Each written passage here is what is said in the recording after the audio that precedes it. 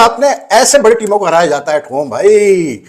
रमीज राजा साहब, बाबर आजम साहब, सकलैन मुश्ताक साहब, ये तरीका है कि आप जब ऑस्ट्रेलिया, इंग्लैंड और न्यूजीलैंड जैसी टीमें आती हैं खेलने के लिए आपके बैकयार्ड में, तो इस तरह से आप उनका काम उतारते हैं जिस तरह से इंडिया ने आज काम उतार दिया एक इनिंग्स और 132 रन से ऑस्ट्रेलिया का।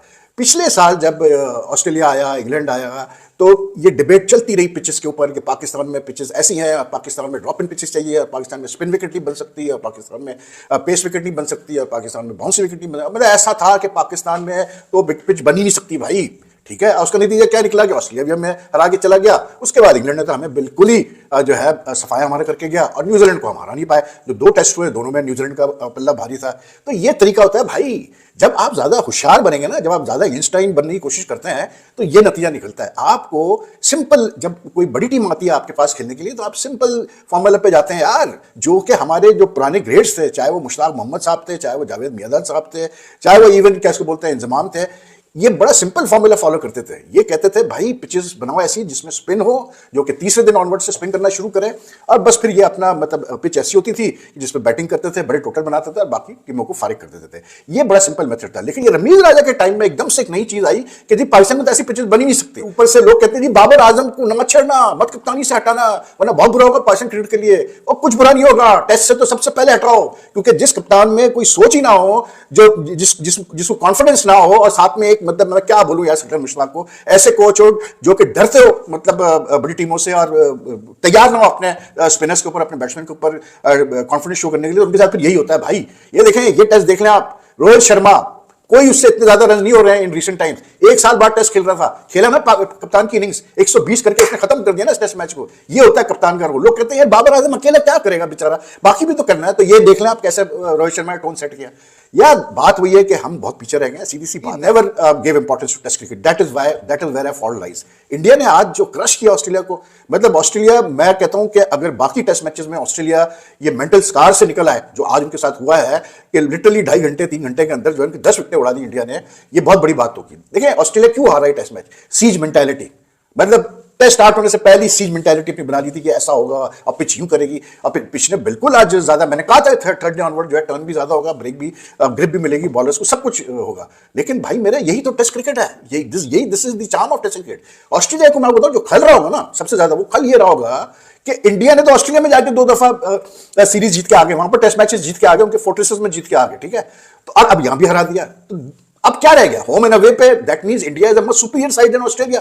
India deserves the number 1 ranking over कैसे बोलते हैं ऑस्ट्रेलिया। मेरी नजर में अगर इस वक्त एक टीम है जो कांटे का मुकाबला करेगी इंडिया के साथ, even in India, that is England यार, सीधी बात है। ये ऑस्ट्रेलियन सिर्फ अपने घर पे ठीक है भाई, ये अपने घर पे विकेट्स बनाते हैं, जैसे ये ब्रिस्बेन में बनाते हैं, जहां बाउंस हो, पेस हो, मूवमेंट हो, और फिर ये काम उतार देते हैं बाकी सारी टीमों का, जो कि इंडिया के साथ नहीं कर पाए। जब भी कोई ओवरसीज टीम आती है एशिया में, तो उसके रोने बहुत होते हैं, उसके पास बातें, लेम एक्सक्यूजेस का जो हम वर्ड इस्तेमाल करते हैं time to time, lame excuses शुरू हो जाते हैं। मेरा ये सवाल है, क्या पाकिस्तान ऑस्ट्रेलिया जाता है तो वहां का मीडिया ये पब्लिश करता है? क्या भारत ऑस्ट्रेलिया जाता है तो वहां का मीडिया ये पब्लिश करता है कि इन जनरल ये लोग जो है घुटने वाली गेंदें खेलने के आदी होते हैं टर्निंग ट्रैक्स पर, जहां बहुत ज्यादा पेस और बाउंस नहीं होता विकेट में, बहुत ज्यादा जो है वो कैरी नहीं होता विकेट में? क्या ये बातें करता है कोई? 32 ओवर की टांगे नहीं है इस ढक्कन के पैट कमिंस के पास, उसके ऊपर जस्टिन लैंगर तुम डाल रहे हो, तुम मंजन निपटा रहे हो ये वाला कि यार ये पिचेस ये लेकर आए। अबे तुम्हारे 5 लेफ्टी ट्रैप कर गया India, 5 lefty.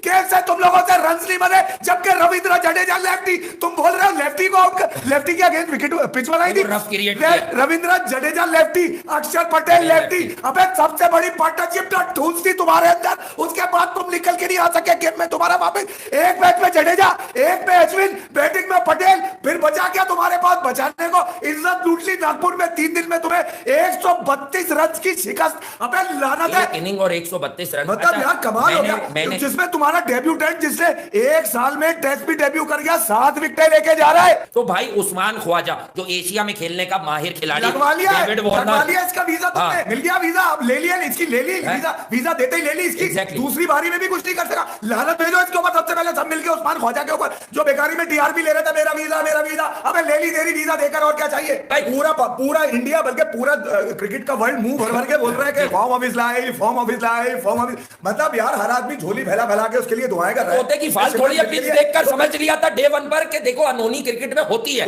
But in general पहले दिन बड़े वसूख से कहा था कि गट फीलिंग वीलिंग नहीं है, क्रिकेट बता रही है कि ऑस्ट्रेलिया ये मैच एक इनिंग से हारेगा। यार ये आप खुद सोचें कि एक वो पिच जिसके ऊपर ऑस्ट्रेलिया बैटिंग कर रहा है और उसके बाद ऑस्ट्रेलिया 141 पे पैक हो जाता है, उसके बाद इंडिया की बैटिंग आती है, आप रो रहे हैं कि पिच ऐसी थी। तो वो पिच अगर रोहित शर्मा जहां पर 120 मार दे, जहां पर अक्षर पटेल 84 मार दे, जहां पर 70 रन रविंद्र जडेजा मार दे, मुझे एक बात समझ में नहीं आती कि जहां पर इंडिया के लेफ्टीज जो है नीचे आके 150 और अपनी पार्टनरशिप ठोक रहे हैं, उधर आपका एलेक्स कैरी फारिग है, उधर आपका उस्मान ख्वाजा फारिग है, उधर आपका डेविड वार्नर फारिग है, उधर आपका मैथ्यू रेंशा, यानी कि आपके जो 5 लेफ्टी थे ऑस्ट्रेलिया के, जब वो आउट हुए तो आपने बोला हमें ट्रैप किया है। अबे तो टेक्निकली ट्रैप किया था इंडिया ने तुम्हें। आप बिल्कुल ठीक पॉइंट पे ले आए, यही मैं आपको बताना चाह रहा हूं कि Australia have couple off spinners, couple of off spinners finger who can grip it and turn with. और एक और बात बताऊं, अगर मैं आपको एक नई चीज बता दूं तो ऑस्ट्रेलियन क्या दुनिया में कोई आदमी कोई बात करने के इसके बाद अगर इसके बाद वो हो जाए ना इस काबिल के इसका काउंटर दे दे तो मैं बैठ के ये काम छोड़ दूंगा।